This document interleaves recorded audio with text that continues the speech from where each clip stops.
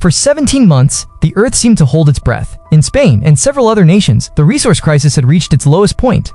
The government took an unthinkable step, a sufficiency movement or inadequacy movement. To curb the growing population, they resolved to apprehend every pregnant woman and child. Amidst this chaos were a husband and wife. The woman was expecting, and the husband knew he had to get her out. They had to flee this country. They had already lost one loved one to this insane policy, and they would not allow it to happen to their second child. They took the illegal route. After paying with everything they had, they managed to enter a steel box, a shipping container. Inside, crowded together were other pregnant women and desperate families seeking refuge. Their destination, Ireland, via the sea. But tranquility was merely an illusion. In the darkness of that steel box, anxiety began to creep in. The woman shared her worry. For 2 days, she hadn't felt her baby kick. The husband tried to soothe her, promising that their baby would be born safely. Suddenly, the container stopped. The doors opened. It turned out the journey was too crowded. The container owner separated them. And here, cruel fate tore the couple apart. The husband was forced to descend. Through a narrow gap, the woman watched her partner being moved to another container, a green steel box numbered 107. Panic gripped her. They only managed to communicate briefly by phone. A final promise was exchanged: we will meet again at the destination port. The container moved again, traversing roads marked by riots. Stray bullets struck the steel wall, leaving small holes. Through those holes, she witnessed an unforgettable sight: pregnant women and children forcibly dragged away by the police.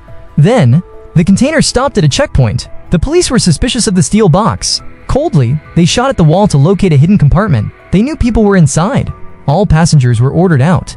The woman, driven by a fierce instinct for survival, chose to climb up and hide atop a wooden box in the corner of the container, and that choice saved her life.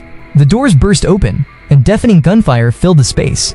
The police shot everyone inside, even the children. Only one person survived, she, who was curled up behind the wood.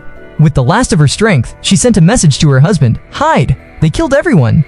The container continued its journey, carrying the sole survivor to the port, where it was loaded onto a large ship. She kept trying to contact her partner, hoping that promise could still be kept. There was no answer.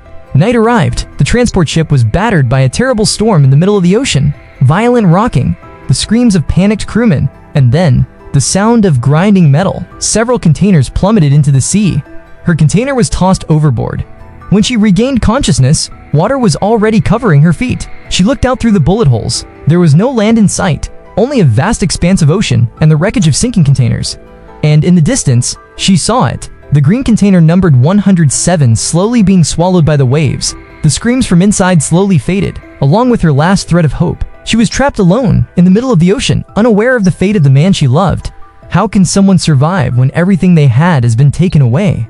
How strong is a mother's instinct to fight against her destiny?